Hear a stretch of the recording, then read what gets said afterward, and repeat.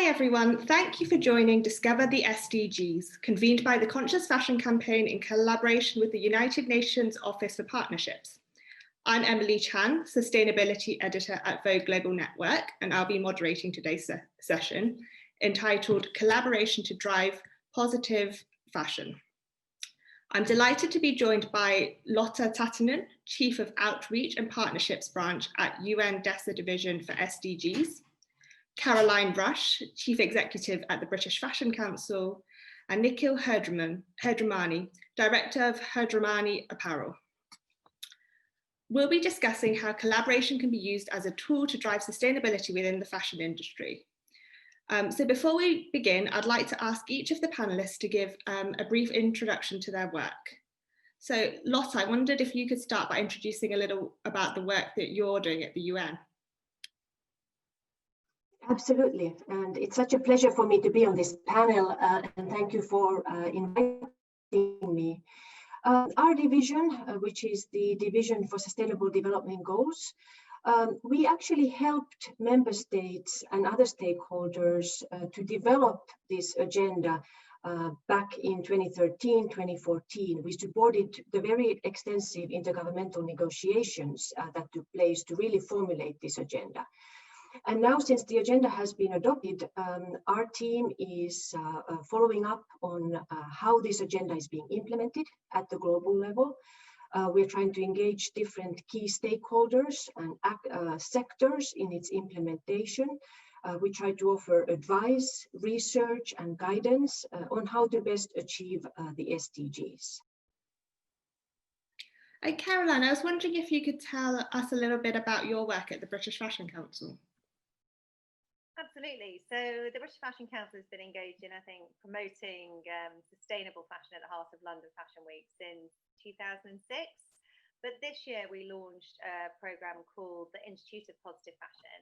And this came out of, I guess, sort of the changing landscape and the need from responding to the queries we're receiving from our designers.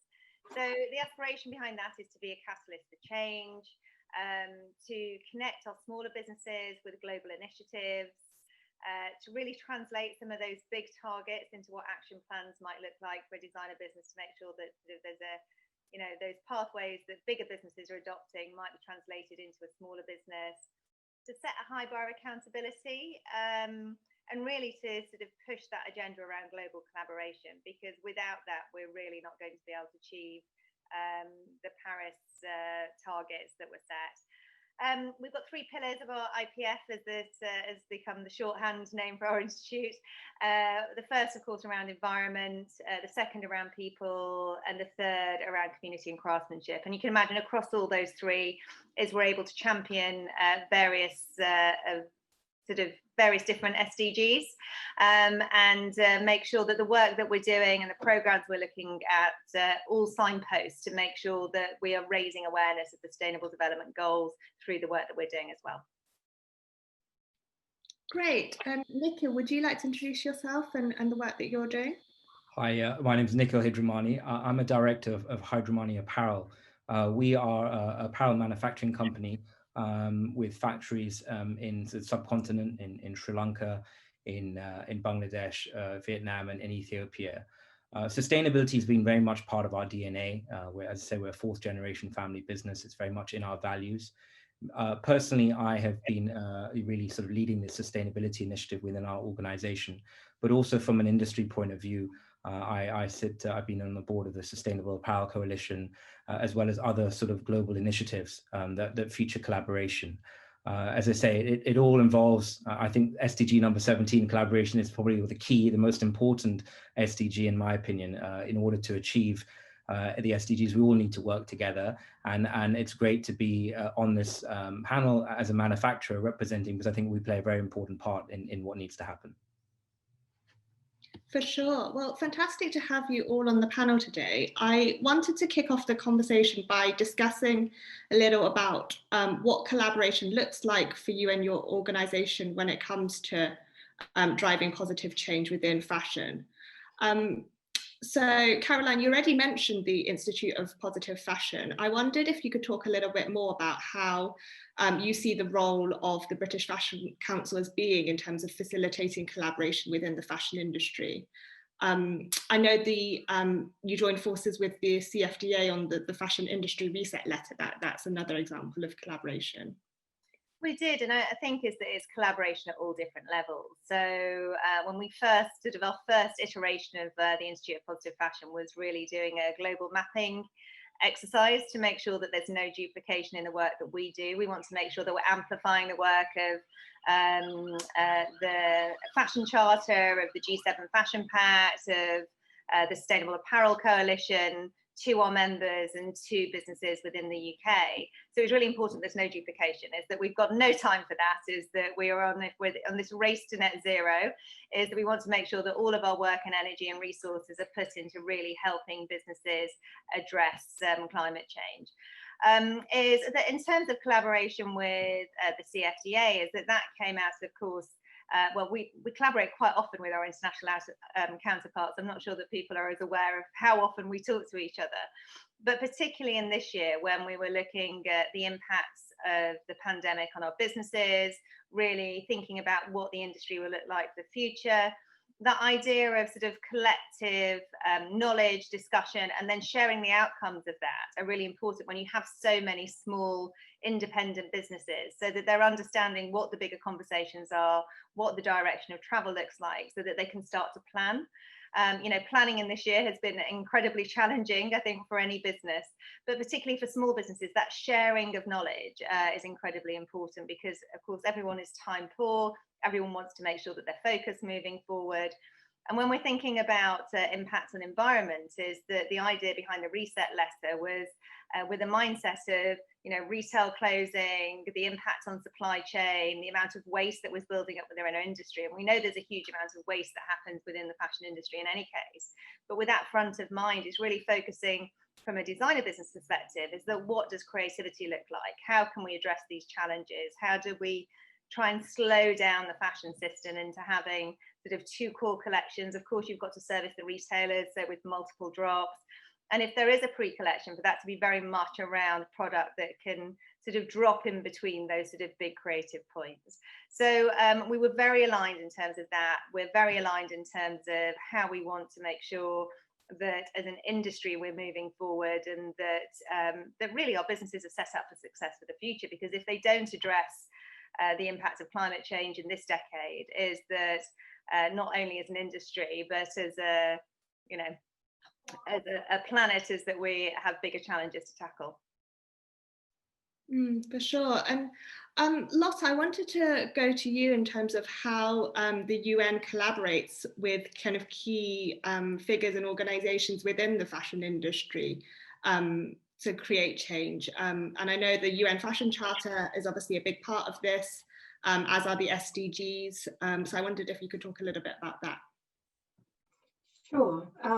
One of the primary roles of the UN is to really act as a convener, bringing different actors to the table to share information, to share lessons learned, and also, frankly, discuss what are some of the challenges that are being faced, and what are some of the solutions for overcoming those challenges. The UN brings to the table not only governments, which have a really key role in the SDG agenda by setting, the policy frameworks that are needed at the national level, etc., but also all the other actors like trade unions, like civil society, but also the business itself.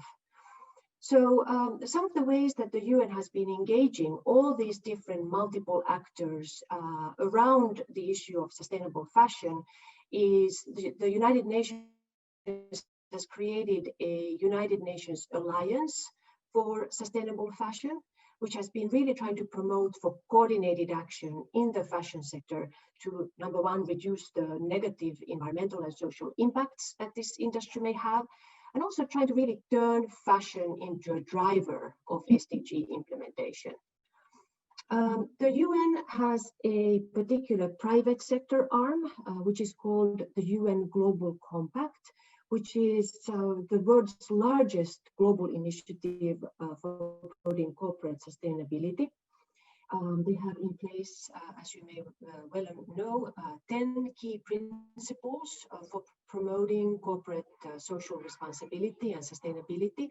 And the Global Compact has also trying to really engage with the fashion industry to bring them to the table at the UN and to align their strategies and operations with the SDGs. And I'm really thrilled to share with you here today that my department, the United Nations Department of Economic and Social Affairs, together with the UN Office for Partnerships, we are launching a new action network on sustainable fashion this month, where we really hope to invite some of the industry leaders to come together and register with us your good practices that relate to SDG implementation and partnerships, so that we can in turn share this knowledge broadly across all our networks with governments and with other actors.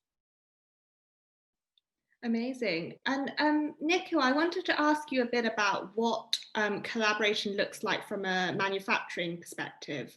I wondered how important is collaboration when it comes to, for example, I know that you have 4 sustainability pillars as well: water, waste, energy, and people, if I'm right. So yeah, I wondered how much collaboration is important in terms of achieving those goals. Well, I think we've come a long way in our sustainability journey. I mean, we started our, as I said, I mentioned to you, it's very much in how we do business. But I would say our sort of the new sort of strategy was developed maybe about 10 years ago, and we opened, the first ever carbon neutral factory in Asia, and that's when we really started the whole, transmission of the sustainability strategy and started working with customers in that way. I think first of all, you've got to collaborate within. So I think having a clear strategy within our own teams and the buy-in, that's, I think, the first collaboration we needed to do. But it's amazing how the relationships have all changed. I think with customers, we have built we've done many joint sustainability initiatives with customers down our supply chain. And so that continues. I think what is new now is that we're seeing, other parties come into play, looking at the whole industry collaboration. So we're part of the Ellen MacArthur Foundation, the Genes Redesign Project, trying to make a sustainable gene. And we're working with different stakeholders from across the supply chain, not just our customers, but suppliers. And I think that's really the new elm, and then the new norm and the future. So again, it's as I say, it's become a long way. We used to be, as I say, when I joined the business, it was very transactional. I think we're seeing definite partnerships now building between all stakeholders. And as I say, it's the only way that we can achieve and be more sustainable. We can't work in isolation. So I'm very optimistic, and I think what COVID has probably taught us in the last couple of months is that there's a dying need for us to address some of the challenges we have now, and the only way is to work together. So that's my take.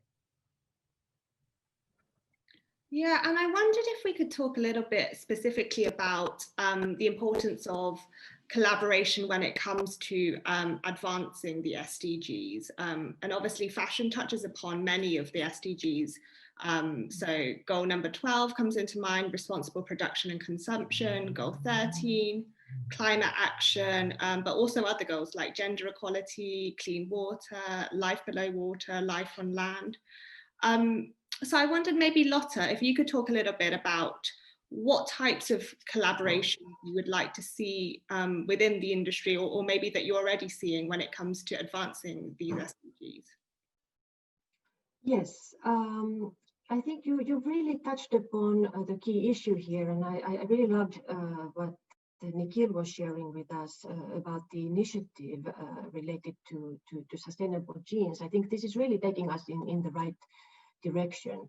One of the key defining features of the SDG agenda is, of course, that all these 17 global goals are so closely interlinked, which means that action around one goal can have tremendous positive impacts across the entire agenda, or conversely, it may also result in some negative trade-offs that really need to be addressed and analyzed and understood.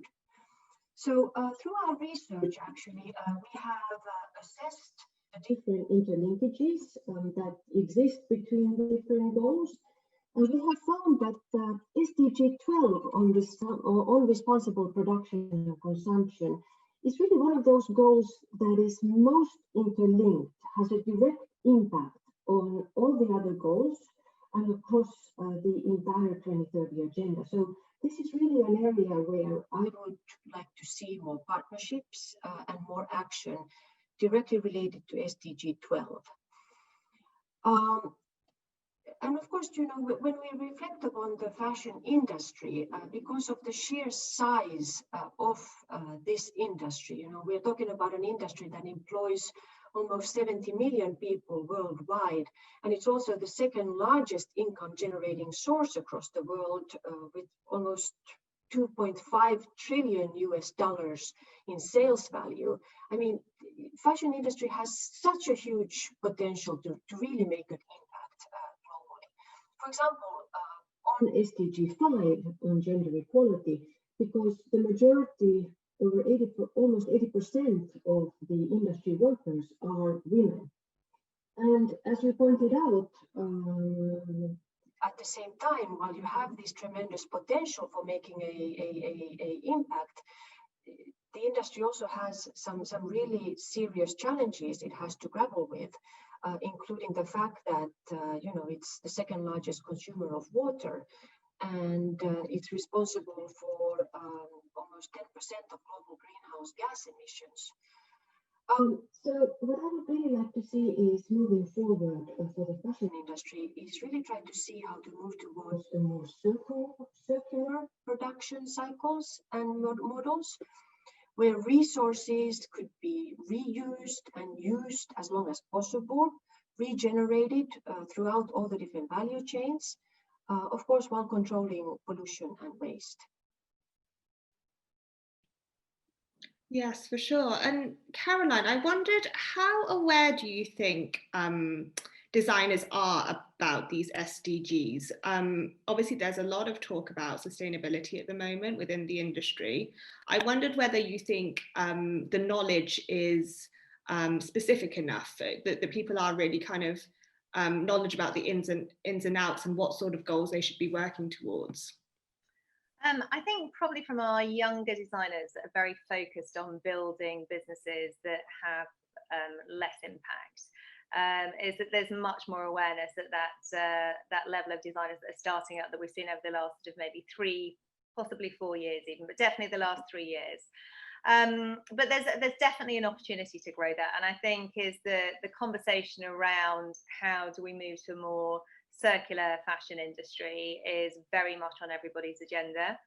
And I think is that one of the projects that we've been looking at and potentials to collaborate is look at how we can collaborate around innovation. So whether that's around transparency in the supply chain, whether it's looking at waste ecosystems, what that would need to look like in the UK to really be able to properly move to a more sustainable circular fashion system, and also what does that look like as an ecosystem? You know, what other businesses might come out of that, what new skills might be required to make sure that not only are our business in terms of design thinking about the circular fashion economy, but making sure that the touch points and infrastructure are in place, and that's not something that can be done alone by one business or even just by the industry. It does need engagement with education, with research, and of course by policymakers as well. So that's one of the things that we have on our agenda to try and tackle in terms of sort of first projects for the IPF, and there's certainly been a lot of enthusiasm around that. Certainly it'll need research and input, but it is something that we think will help us then be able to look at sort of the touch points within circular fashion that relate to the different sustainable development goals. And I suspect is that if you were to ask me the question in even a year's time, is that there would be greater awareness than there is now. I think particularly again in the UK, we've got COP26 next year. is that there's going to be a lot of conversation around what's the impact of the fashion industry and what are we doing to address that. And I think that businesses, hopefully by the end of 2021, will be referencing the Sustainable Development Goals in their own strategy. Yeah, I think you're right about having COP26 next year. I'm sure that will raise a lot of awareness. I wondered, Caroline, I wanted to ask you about whether you think the pandemic has kind of sped up kind of collaboration within the industry. We've seen a lot of industry-wide kind of open letters calling for change. We touched upon the fashion industry reset letter that the BFC and the CFDA kind of came together on. I wondered, yeah, do you think that the pandemic has sped up these collaborations? And I wondered particularly the different types of collaborations. So as you say, seeing kind of brands coming together to tackle issues within the supply chain, to kind of invest in new technology and innovations. Well, I think certainly the pandemic has accelerated the opportunity to collaborate. And I think as an industry, what we've been reflecting on now we're sort of getting towards the end of 2020, is how the industry has really adapted, how it's collaborated and how it's stepped up in many cases. And I think is that the industry has shown that it can collaborate when it needs to. And, you know, there's never been a bigger reason why the industry needs to collaborate than our, you know, the future of our planet. So certainly is something that has been accelerated. And I think in the past is that we were an industry that was on sort of this constant cycle where it seemed to be just speeding up constantly, that you didn't have the time to reflect, and people that have literally been grounded, they've had the opportunity to really think about you know, the kind of business they want to be for the future. And I think that's allowed space for this to be embedded in terms of their strategies going forward. I think when we sort of look at sort of examples of that collaboration and coming together, it is around really rethinking what the system might look like. But also within businesses, we're hearing stories where, for instance, people had to get on an aeroplane to maybe go and visit Nikhil to look at product development, and they've figured out that actually you can do it remotely, so that, you know, actually is that practices within our industry will change for the future. And I think it's a great time to say is that, you know, the industry can adapt, the industry can change, and it is changing. And we need that good news at the end of 2020. Yeah, for sure. Well, I wondered, Nikhil, on the subject of kind of the pandemic, a spotlight's definitely been shone on the importance of protecting garment workers within the fashion industry. You know, we've seen the news of billions of dollars of cancelled orders from major brands, and kind of campaigns to ensure that brands are kind of committing and fulfilling their commitments when it comes to those orders. I wondered how important is the relationship between brands and manufacturers when it comes to ensuring you know, proper working conditions for garment workers and that they're paid fair wages? Well, I mean, as I say, I think you know, the need to work together and collaborate is very important. I think the industry has taken you know, there has been some tensions in the last couple of months, obviously with the pandemic. You know, and we built, you know, on sustainability, we built, you know, very strong relationships in the last couple of years. But obviously, what has happened, and I think Caroline also mentioned, the model has failed, and I think we need to really rethink the model for the future, because a lot of people have been affected by what has happened with cancellations, the impact of you know, and in many of these countries, you know, there's no furloughing, or, you know, so it has been challenging, and I think that. It brings the whole discussion of what we're talking about, is how do we work together as an industry and understand the impact of what is going on across the whole supply chain. And I think that what has come out of all of this is that consumers now are aware of the impact that has happened on the supply chain. And I think we now need to work together to figure out, you know, what we're going to do and fix it. So I think it's very, very important. This is a great opportunity to discuss this and figure out the future. Because yeah, I mean, without the workers, you're not going to get garments. So I think we need to figure out how we're going to address that. Lotta, I wanted to ask you, how do you think we can improve collaboration within the fashion industry moving forward? You mentioned kind of the work that you're doing at the UN in terms of new models, in terms of moving towards a circular fashion model. I wondered if you could talk about how you think we can improve collaboration within the industry. I think one key issue would be to share information across different actors and to, as I mentioned, to really learn from each other. What works, what doesn't work, what are some of the other entities out there doing, how can you tap into what are they doing, etc. I think really this information sharing is absolutely key. So one of the ways we are trying at the UN to help different actors in this is that we have a number of online platforms where actors can come together, share information, share details about projects, try to connect across different sectors, across different countries, regions, etc. So I would really like to invite all of you to look at some of those tools. We're also trying to produce some detailed guidance books on how can you really create partnerships that can have an impact on the SDGs, that can add value.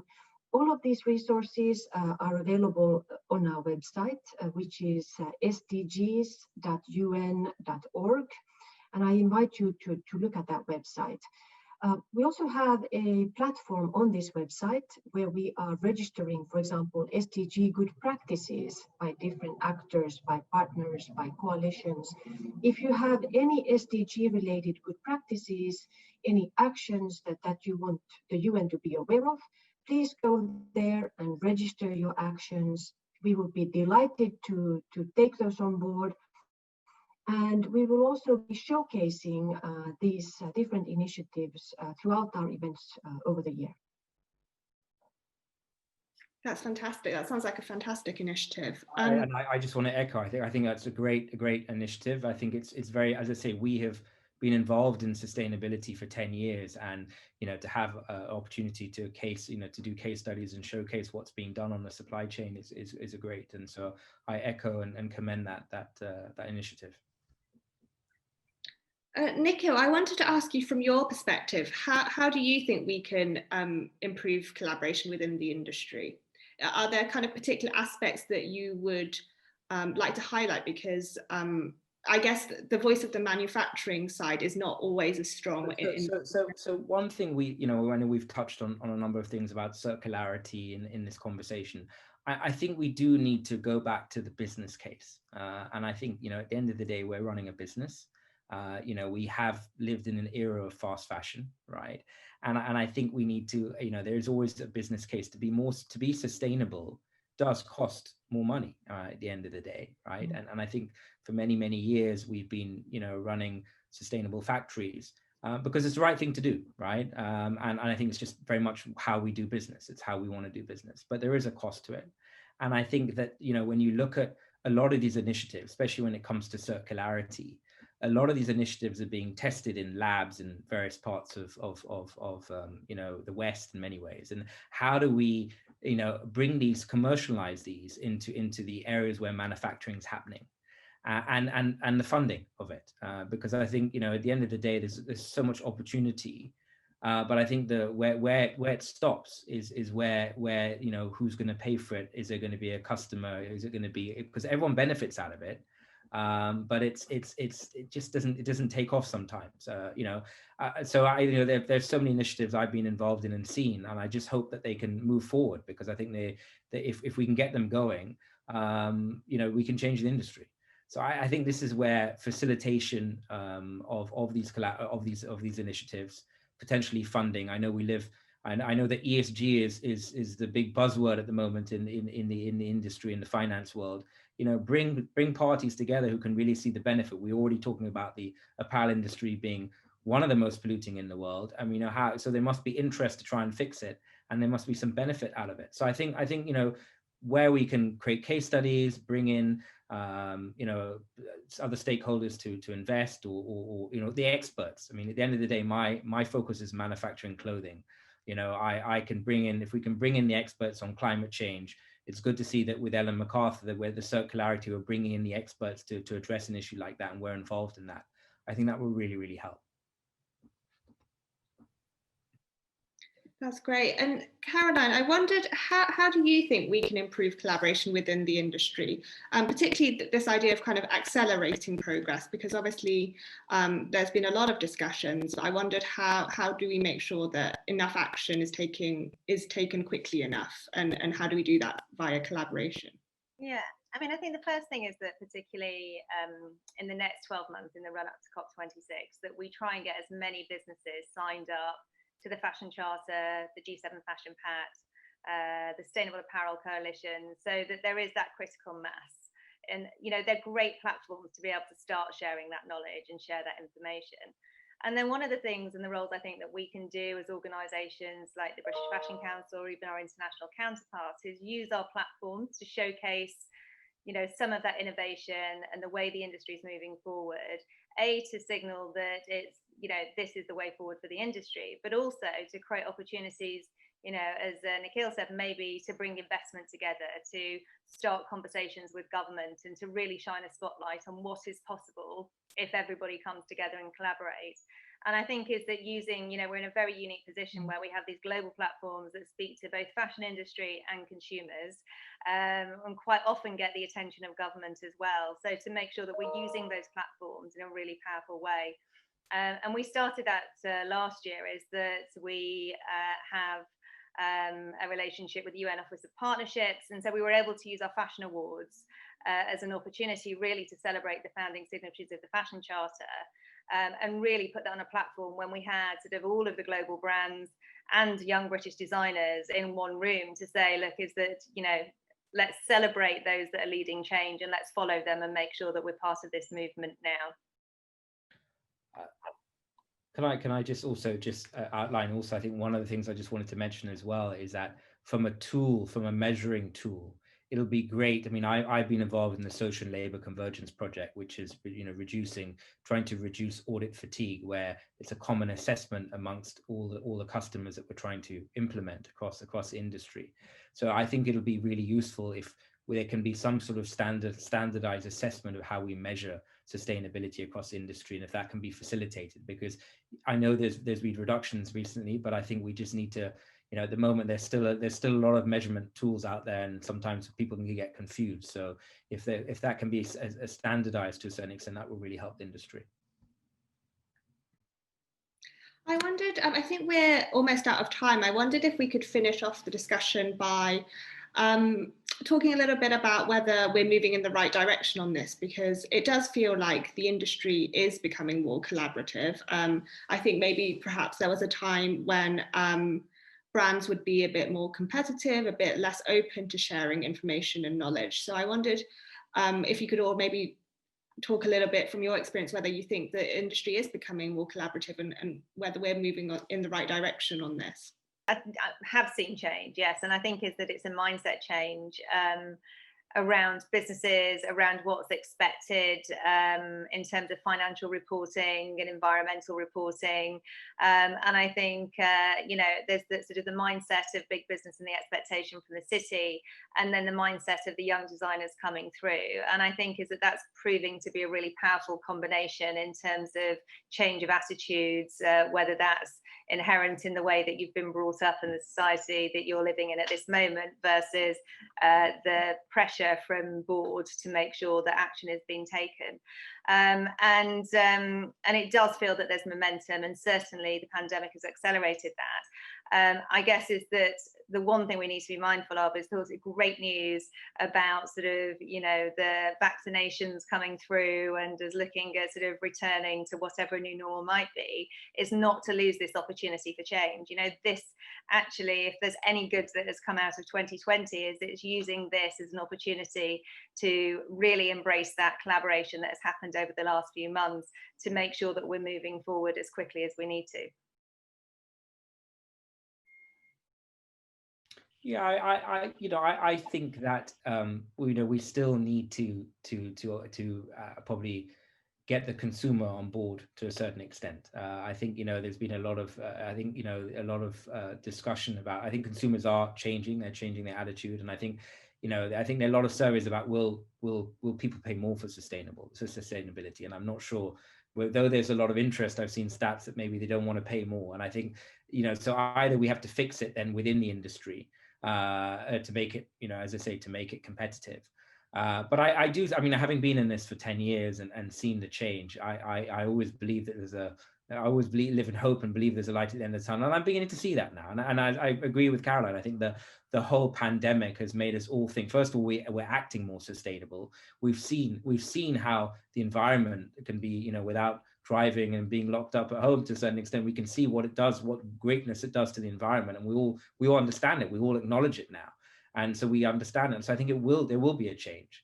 But as I say, the business case still needs to be looked at, and hopefully by working together, we can create that business case. Yeah, I would agree with Caroline and Nikhil, and that we have been moving in the right direction.